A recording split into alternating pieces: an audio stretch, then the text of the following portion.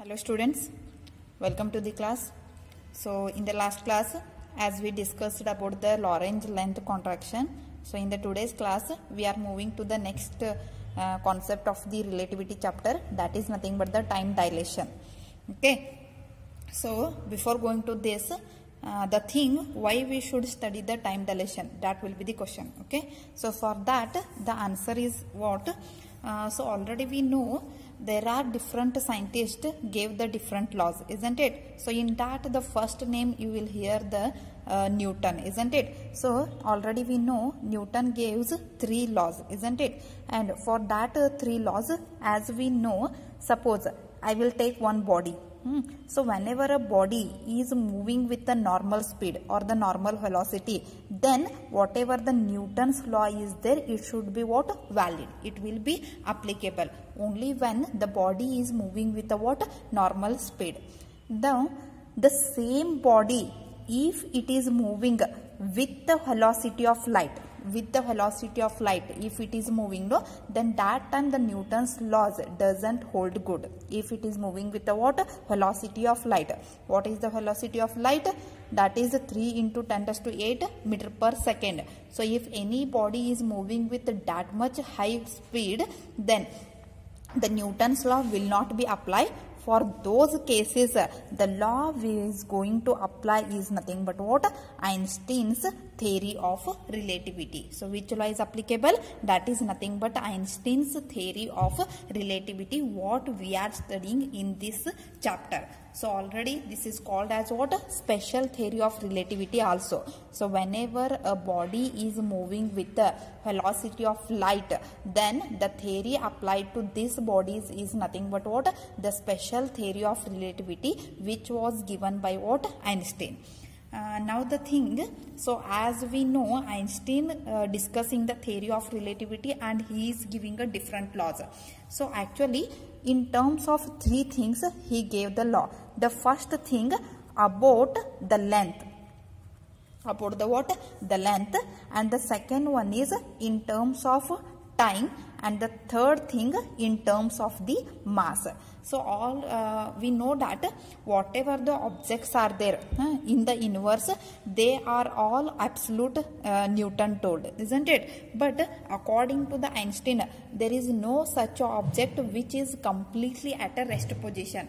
Because as we know, the whatever the earth is there, it is already under rotation about the sun. So as earth is rotating means the object whatever is there on the earth, that all are moving only, if you see with respect to the other planets, isn't it? So in that way, whenever the object is moving means the relative terms are coming. So out of that, the first is the length. How the length would be changing if a body is at rest and when the body is at moving. And if a body is at rest, then what the time you calculated? The same time when you calculated when you are under the motion. So there will be a difference in time will be there. At the same time, when a body will be at rest, what is the mass of the body? And when the body is at the rest, and how the mass will be changes. So these 3 things the Einstein gave. So first one is length, second one is time, and third one is nothing but what? Mass. So already in the last video we discussed about the length contraction of the body, isn't it? See, suppose this is the body. When it is moving with the normal speed, no, so its size may be bigger, you will be looking. So when it is at rest, the size will be looking bigger. The same object, if it is under motion, if it is under moving with the velocity of light, then the size will be what?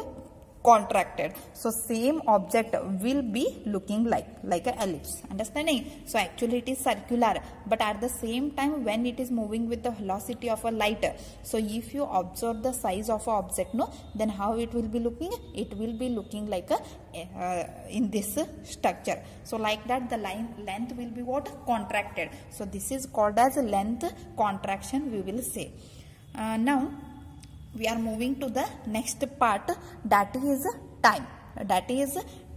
actually in day-to-day life also length contraction you will observe. So whenever aeroplane will be moving in the sky, so you might have saw the size of the aeroplane. When it is under motion, the length will be contracted, isn't it? So like that many example we are having. The next point we are moving in the today's class is the what? Time dilation. Time dilation. So for this also we are having two frame of references. So this is one frame of reference and this is the another frame of reference. So let it be, this is the S frame and this is the S dash frame. Here two observers are there in the S frame as well as in the S dash frame. Now I will keep a clock here because the time we are measuring. So as we are measuring the length, I kept a rod here. At the same time when we are measuring a time, no, so we are keeping what? Clock here. So the clock is situated at the what? S dash frame. And what is the difference between these two frames? Yeah, already you know. The frame S is at a rest position. At the same time, the frame S dash will be moving with a what? Certain velocity. It is moving with a certain velocity along the positive direction of the x-axis. Okay. So the S dash frame contains the time. So what happened here? The observer, whoever is standing on the S dash frame, no, he is calculating the time. At 2 instants he will calculate the time, and that 2 instants are nothing but t1 dash, and after a certain time again he will note down the time, and that will be what? t2 dash. Understanding? See, the time as well as the observer both are there in the S dash frame. Which frame? Which is moving along the positive direction of the x-axis. Means the observer with respect to S dash and the clock with respect to S dash both are under motion only. So now he is calculating the time by the watch. Something event is happening and he is calculating the time. So when event started, the time note down as the t1 dash, and when event will be finished, no, the time will be note down it as what? t2 dash. So two different times he had calculated. As it is S dash, no, I taken it as a t1 dash and t2 dash. Okay. And now there is an observer in the S frame. There is an observer in the what? S frame. He also calculated the same event. Okay, same event means what the observer for second observer calculated, no, same event the first observer also calculated. So when event started, he note down the time as t1. Okay, and when event will be finished, he note down the time is equal to t2. So I hope you understood the situation. What situation we are taking. See, one clock is fixed as the S dash frame. The second observer first, he will note down the time, and he mentioned it as what? Two different times. One is t1 dash and another one is t2 dash.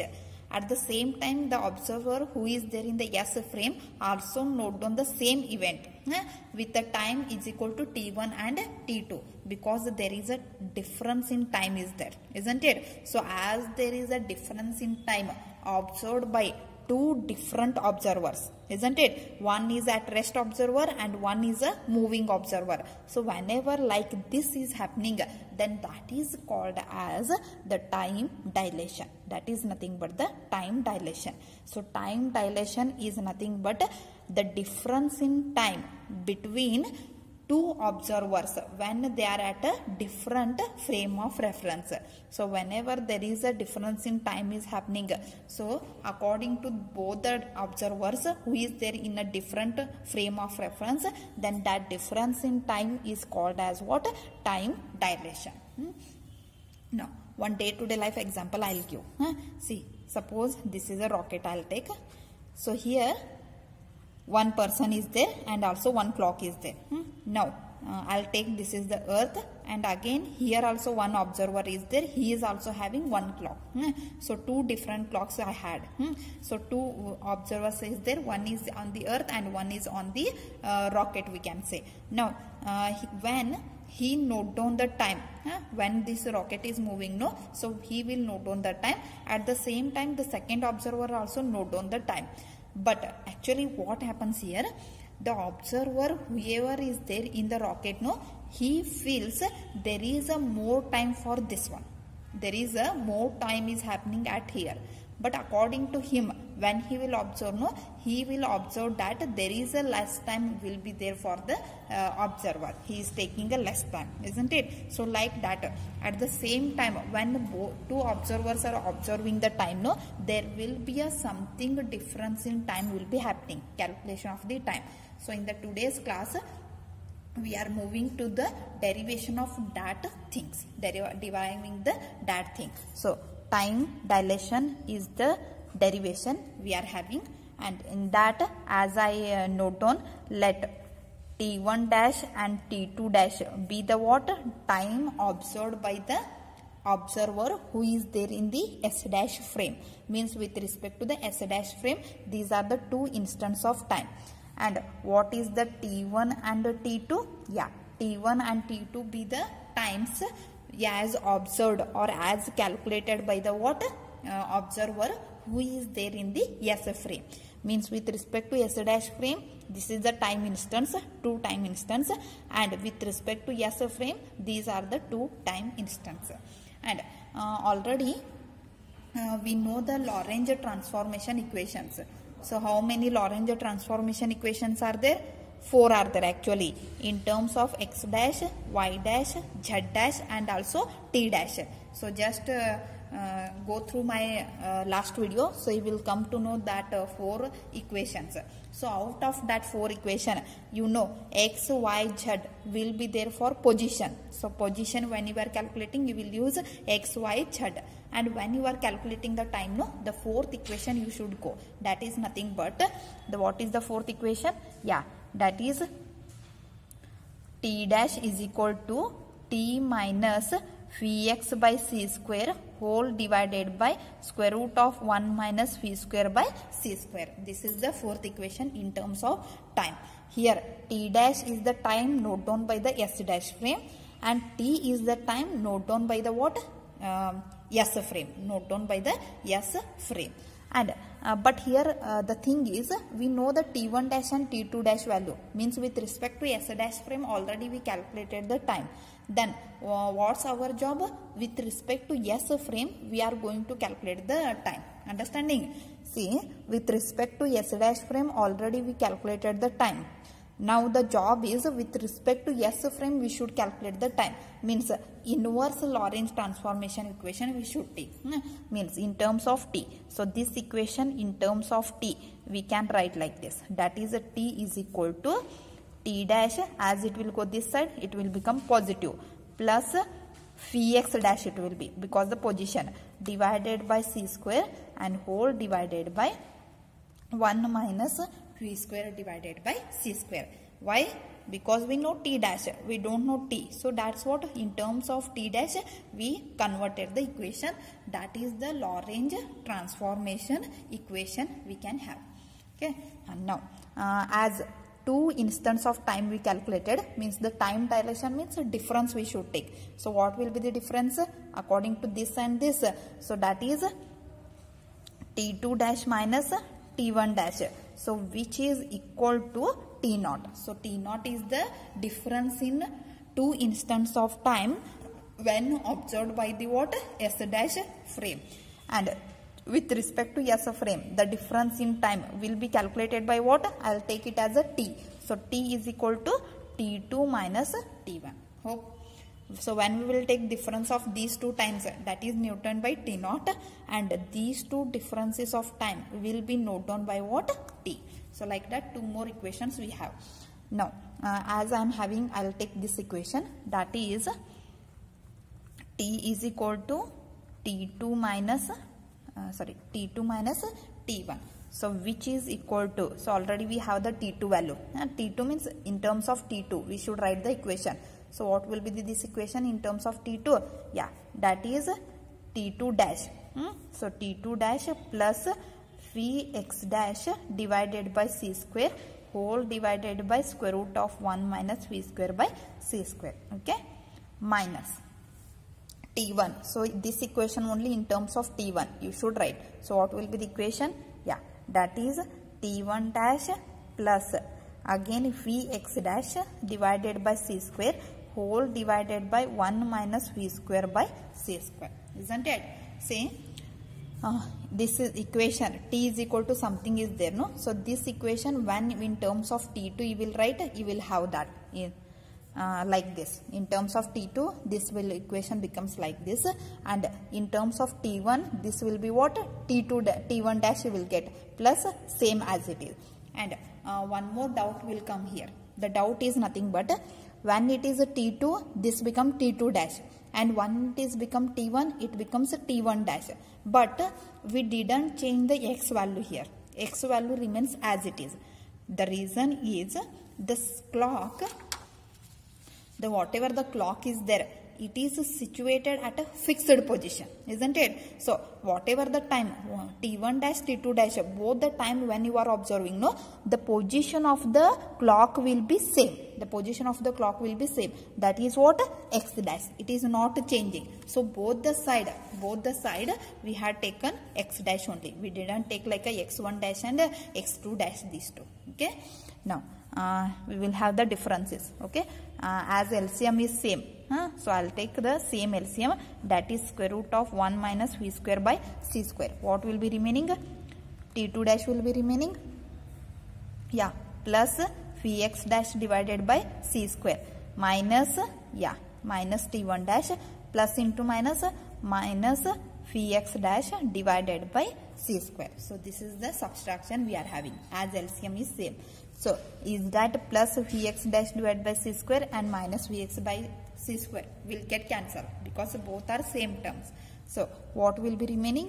The remaining term is t2 dash minus t1 dash divided by square root of 1 minus v square by c square. Means t is equal to, so already we know t2 dash minus t1 dash value. So what is the t2 dash minus t1 dash value? That is the t naught. So substituting, what we will get? Yeah, t naught divided by square root of 1 minus v square by c square. So this is the time calculated by a what? S frame. How it will be changing. See, today's class we are having the derivation of the time dilation. Time dilation is nothing but the difference in time as observed by the two observers which are there at two different frame of reference. Means simply time dilation means the difference in time calculated by the two different frame of reference.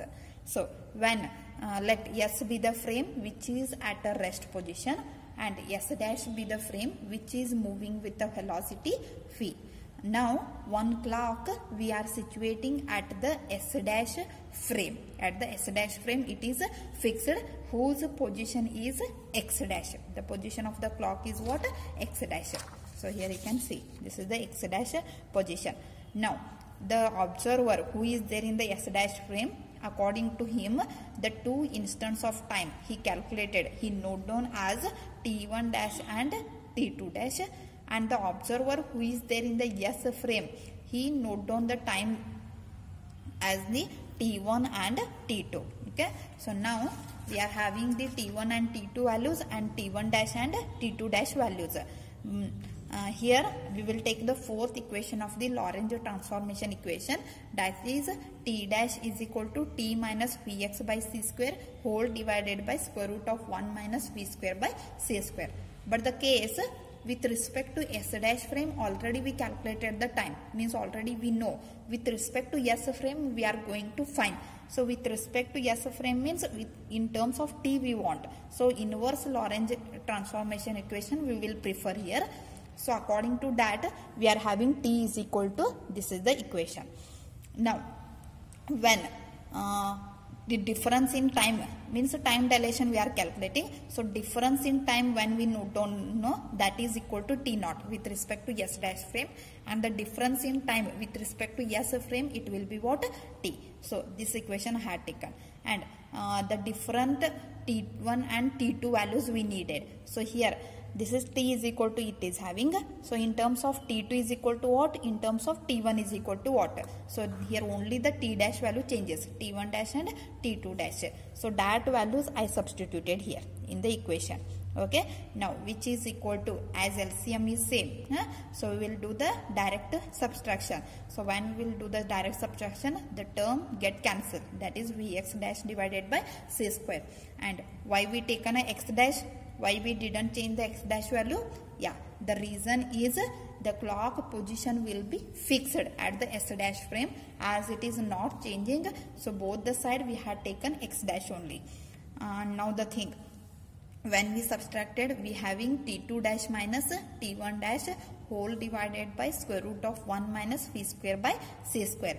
And already we know t2 dash minus t1 dash value is nothing but what? T naught. So when we substituted the t naught value, no, we got the final equation. T is equal to t naught minus, t naught divided by square root of 1 minus v square by c square. Means when we know the difference in time calculated by the s dash frame, substituting and dividing by something, that much time will be observed by the observer who is there in the s frame. So that is what the difference. According to him, if it is a t naught, no, then with respect to s frame, it will be what? Divided by this quantity. So that much time he will be what? Note down. So from this derivation we got there will be a difference in time will be happening when it is observed by two different frame of reference.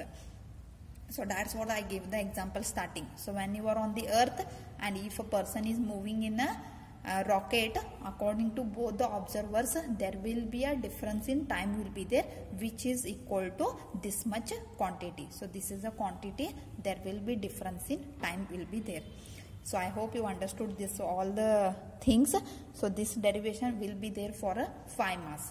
So only time dilation when they will ask, no, these things you should derive very easy equation, that is. So after this we will move to the third point, that is how mass will be changes. So two things have been finished. So as I said, Einstein gave 3 equation. So one is in terms of length, when a body is moving, no, how length changes, and when a body is moving, how the time will be changes. Same case, when a body is moving, how there is a change in a mass. So actually we know mass will be constant, but according to Einstein the mass is also variable, it is not an absolute quantity. So how the mass will be changes, we will come to know in the next video. Okay, thank you.